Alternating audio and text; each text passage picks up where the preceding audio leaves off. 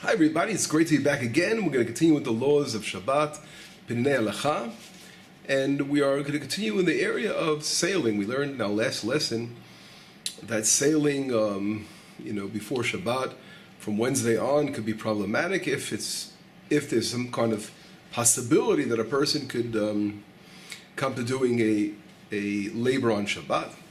For example, if the boat engine broke down and then the crew would ask you to help fix it, and it was Shabbat, it would be a problem, right? Because you're not allowed to fix things on Shabbat, or anything like that. We spoke about getting seasick. It wouldn't be the spirit of Shabbat to be sick.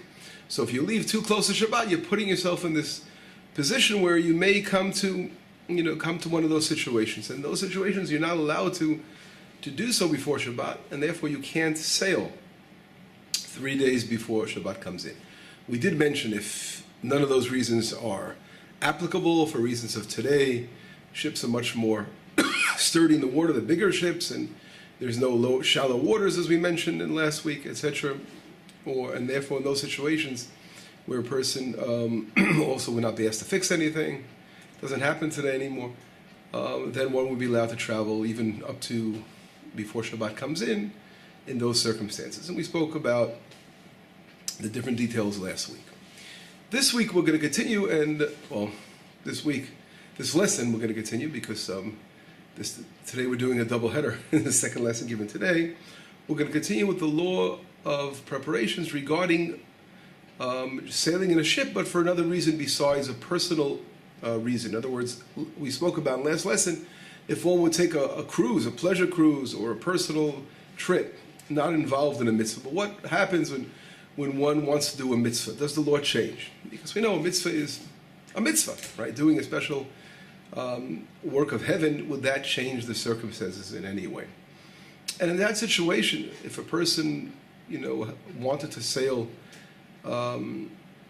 because of reasons of Torah study, a person had to go and travel to get to a special yeshiva, or to collect charity, or, of course, the most important reason, to make aliyah, to move to Israel, or any other possible reason for being a mitzvah, would that change the situation? And in that situation, in reality, we learn that if there's a mitzvah involved, then even though there's a doubt, perhaps it can come to be that a person could have to profane the Shabbat because of a certain reason, or other reasons we mentioned before, the water being shallow, or becoming seasick. Nevertheless, as long as there's not 100% chance that these things will happen, a person's allowed to travel, before Shabbat, even in those circumstances. And that's the difference of traveling for a mitzvah, doing your own personal thing. We see how a mitzvah takes precedence. And the question is, what happens if a person is traveling for parnasa reasons, to try to make a living? We know that people have to survive in this world. And let's say someone wants to earn extra money and he wants to do a business trip. And is a business trip considered a mitzvah? And that's an interesting question because there are differences of opinion. The Rabbeinu Tam and the Ra'avaya, they say for making a living is considered a mitzvah, and one is allowed to travel for those purposes. And on the other hand, we have other poskim that say that for traveling for the purpose of making money is not really considered a mitzvah thing, and therefore one should not rely on that leniency of traveling 3 days before Shabbat comes in. As far as visiting Israel, what happens if someone wants to visit Israel and not to move to Israel? So here, the Pri Megadim has a beautiful psak on this. He says, even if a person wants just to visit Israel, it's a mitzvah, just to come to the Holy Land, even if you're not planning on moving there, and you're allowed to do so within 3 days before. The Magen Avram says, if you don't plan on staying in Israel, how can we really consider this a mitzvah? So it's interesting that these questions are brought up. But to summarize, and then I think it's important to summarize, so if for any reasons of a mitzvah, which is Torah study, making aliyah, moving to Israel, or for any other reasons that you could think of being a mitzvah, as we mentioned before, and there are many areas that can consider, surely for raising money for charity, for important purposes, to helping people, then one will be allowed to travel even right before Shabbat, although they may come to one of those reasons. He may, that may be practical. In other words, it may come to be that he may be asked to assist if the boat, has an issue of a storm coming in, or something like that, or being seasick, or etc. So that would be the difference of doing a mitzvah. That's again a summary of that halacha. And the question is, and this is brought down, is the above law we mentioned conditioned on asking the boat crew. In other words, we know that every boat has a crew, right? The captain and the ship and the sailors that are there to take care of the ship. So if you know that you have to go, let's say you want to move to Israel, and you want to leave on a boat, and you want to leave within 3 days before Shabbat, this is probably more applicable, in times when boats were much more, that was really the way of travel. Today we have to deal with planes and trains, and we'll talk about that in our next lesson. What is the law of plane travel and train travel and car travel? We can talk about those as well in the coming lessons. But now we're talking about the boat. So let's say someone had to move to Israel and he wanted to leave before Shabbat on a Thursday or a Friday, and we spoke about it's fine.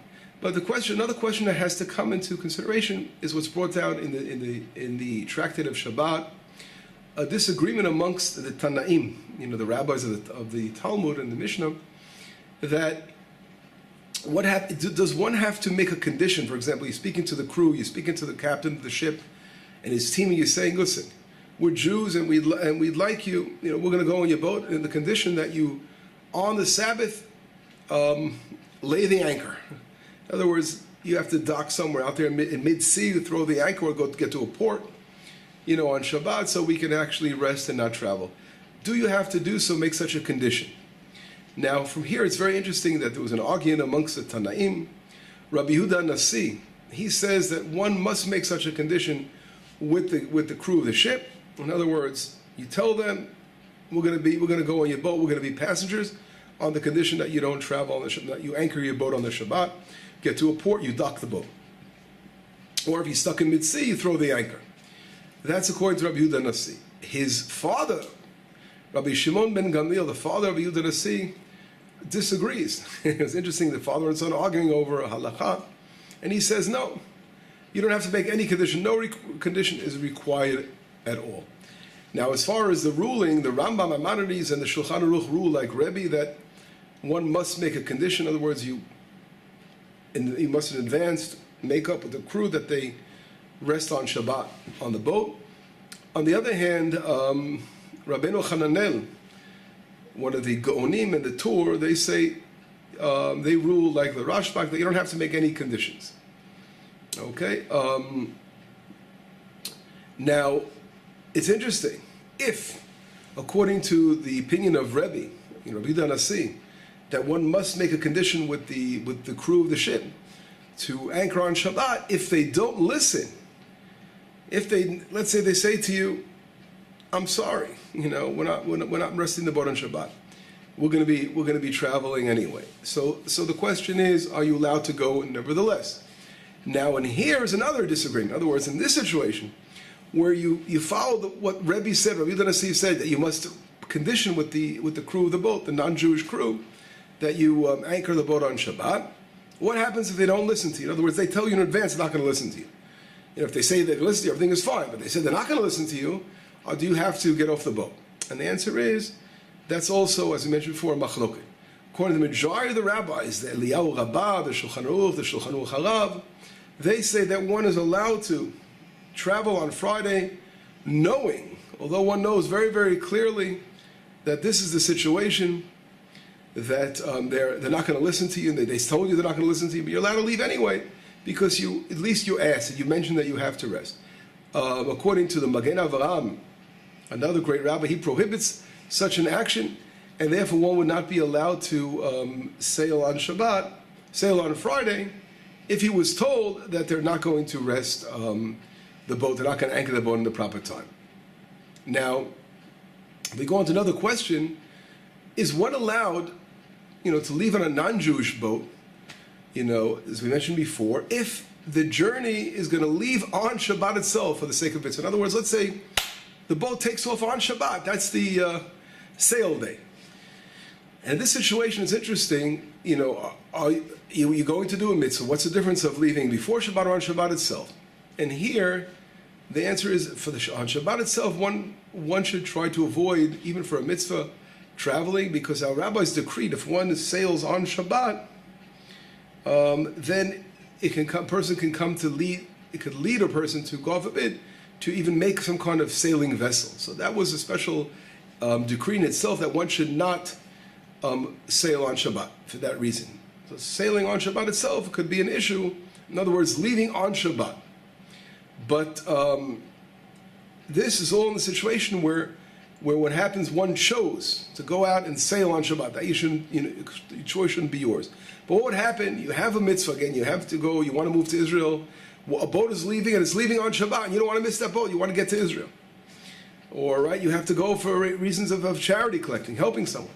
So in that situation, the rabbis say that one is allowed to leave on that leaving day on Shabbat on the condition that he gets on the boat before Shabbat. In other words, if he gets to the boat on Friday and the boat's is going to leave on Shabbat itself, so he has to make sure he's on the boat and just going to sit there on the boat, and the boat's going to start to sail the next day on Shabbat itself, or Friday night after Shabbat begins, whatever the time the boat takes off. If it takes off on Shabbat, it sails off.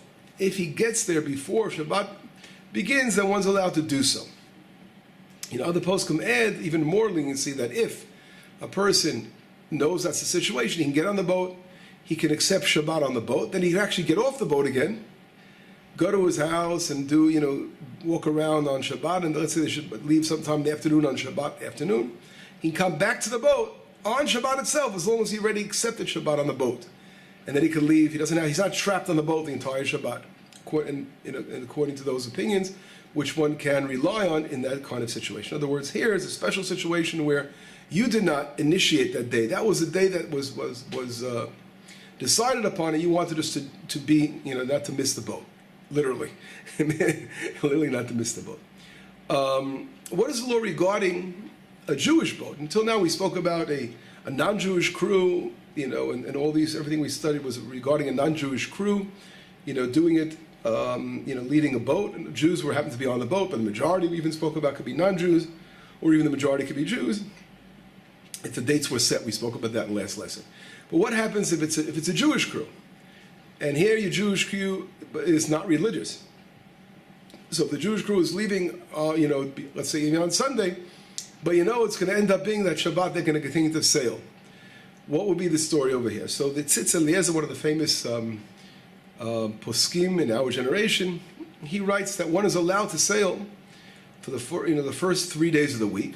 Right? We spoke about Sunday, Monday, and Tuesday, because during those 3 days we spoke about that one does not have to take in consideration what's going to happen on Shabbat. If you leave way before Wednesday, it's really not at all connected to Shabbat.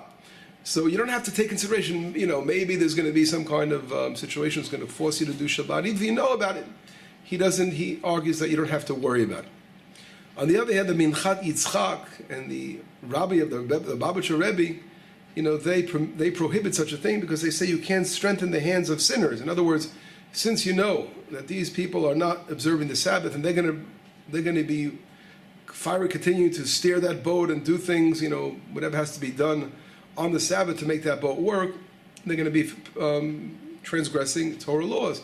So they say one should not put himself in a situation, should not go on a Jewish crew that is not religious, because you're sort of strengthening the hands of these not religious Jews. You're not allowed to do so. Now, if a religious ship, on the other hand, a religious crew wants to go on a crew and they're running the boat, what's going to happen on Shabbat? Obviously, they are religious. They're not going to do anything to transgress the Sabbath. What do? So the answer is they should anchor at sea. Mid-sea, they should drop the anchor. Now, if there's a danger in doing so, right?